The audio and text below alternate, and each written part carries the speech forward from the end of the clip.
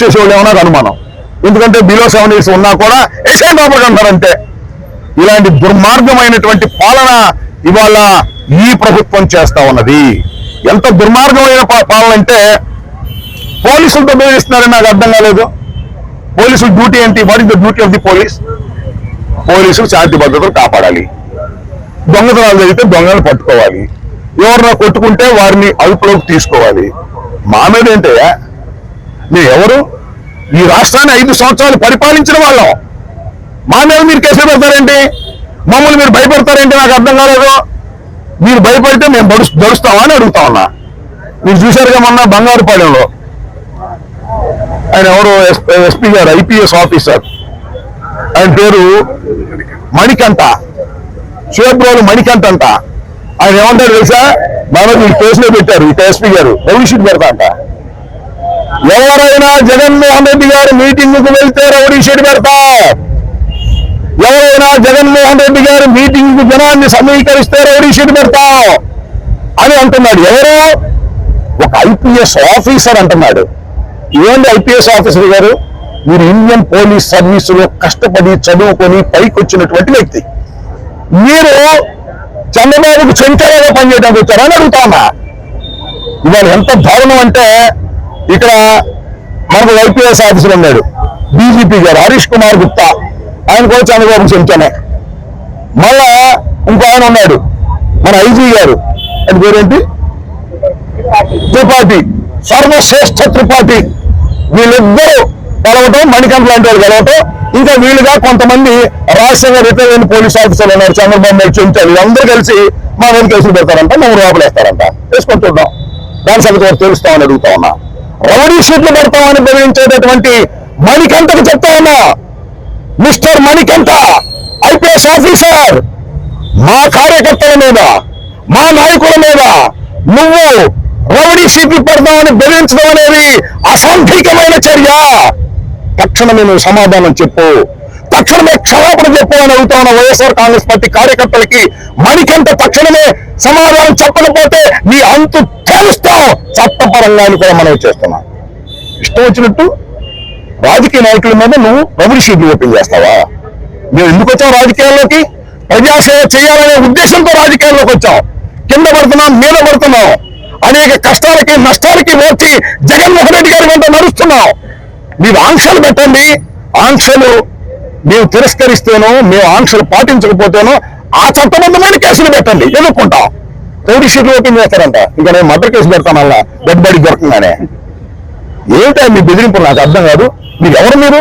మీరు ఐపీఎస్ ఆఫీసర్లు, మీరు లాండ్ ఆర్డర్ కాపాడవలసిన వాళ్ళు తప్ప జగన్మోహన్ రెడ్డి గారి పార్టీని, వైఎస్ఆర్ కాంగ్రెస్ పార్టీని కేసులు పెట్టి అణచాలని మీరు ప్రయత్నం చేస్తే అడిగిపోయేంత అమాయకులు మేము ఎన్ని చూసి వచ్చాం. మణికంఠ నీలాంటి వాళ్ళని చూసి ఇక్కడికి వచ్చాం. ఎన్నో కష్టాలు పడ్డాం, నష్టాలు పడ్డాం, ఓడాం, గెలిచాం. రాజశేఖర రెడ్డి గారు వెంట నడిచాం. రాజశేఖర రెడ్డి గారు అన్నమాట ఎన్ని మీటింగ్లకు వెళ్ళామని ఎప్పుడో కేసు పెట్టారా? రాజశేఖర రెడ్డి గారు అన్నమాట ఇన్ని మీటింగ్లకు వెళ్ళాం, ఎప్పుడు కేసు పెట్టలా. జగన్మోహన్ రెడ్డి గారు అన్నమాట ఇన్ని మీటింగ్కి వెళ్ళాం, గోదావరి యాత్రలో కేసు పెట్టలా. పాదయాత్రలో ఇన్ని మీటింగ్లకు వెళ్ళాం, కేసులు పెట్టలా. ఇవాళ కేసులు పెడతారు. ఎందుకు తెలుసా? బాబు గారు వచ్చారు, లోకేష్ బాబు గారు, ఆయన చెప్పి నడుస్తున్నారు. ఈ సర్వశ్రేష్ఠ త్రిపాఠి, మణికంఠ, ఆయన హరీష్ కుమార్ గుప్తా, ఇదంతా ఒక కోటరీ అయ్యి పోలీసుల్లాగా వ్యవహరించడం లేదు, వాళ్ళే రౌడీలాగా వ్యవహరిస్తున్నారు. చట్టం చేతిలో ఉంది కదా అని వారి చేతిలోకి తీసుకునేటటువంటి ప్రయత్నం చేస్తున్నారు. ఇది అన్యాయం, అక్రమం. పోలీసు వారికి మేము సహకరిస్తాం, నోటీసు ఇవ్వండి, వస్తాం, సమాధానం చెప్తాం, కోర్టులకు వెళ్తాం, కోర్టుల్లో మీ సంగతి తేలుస్తాం.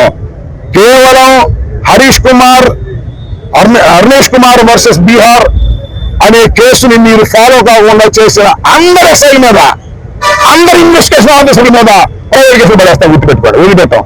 ఇప్పుడు సంవత్సరం పాటు మీ ఇష్టం చేశారుగా, అందరి మీద కూడా కేసులు పెడతాం. పోలీస్ ఆఫీసర్ అయినా ఒక వదిలిపెట్టే ప్రశ్నే లేదని కూడా ఈ సందర్భంగా నేను మనవి చేస్తున్నాను. మేము ఏమి చేసినా చట్టబద్ధంగానే చేసేటటువంటి వ్యవహారం కానీ చట్టానికి వ్యతిరేకంగా చేసేటటువంటి మనుషులం కాదు. మేము ప్రజల నుంచి వచ్చినటువంటి మనుషులం. మా మీద మీరు ఇలాంటి పిచ్చి పిచ్చి కేసులు పెట్టి మమ్మల్ని బెదిరించాలనుకుంటే బెదిరిపోవడానికి మేము సిద్ధంగా లేవు. 113 మంది కేసులు పెట్టారయ్యా. 113 మంది కూడా ధైర్యంగా ఉండండి. ప్రతి వాయిదాకి వెళ్దాం, మేము కూడా వస్తాం. పిక్నిక్ వెళ్ళినట్టు వెళ్దాం. ఈ కేసు నిలబడేది కాదు, చచ్చేది కాదు. ఆ 113 మంది కాక ఇంకెవరన్నా కూడా పెట్టే అవకాశం ఉంది. ఎందుకంటే ఇన్వెస్టిగేషన్ కంప్లీట్ కాలేదు కాబట్టి 113 మందిలో ఒక 10 మంది మాత్రం అవుట్ సైడ్ వాళ్ళు ఉన్నారు. తర్వాత మా సత్యంపల్లిలే అందరి పేర్లు చూసా. ఆ లిస్టు చూస్తే మా నాయకులు ఎవరు అర్థమైపోద్ది. అందరినీ మా నాయకులు ఎత్తికెత్తికి పెట్టారు. పెట్టకపోతే మా నాయకుడు గారు ఏమైనా వేసుకొచ్చింది వ్యవహారం.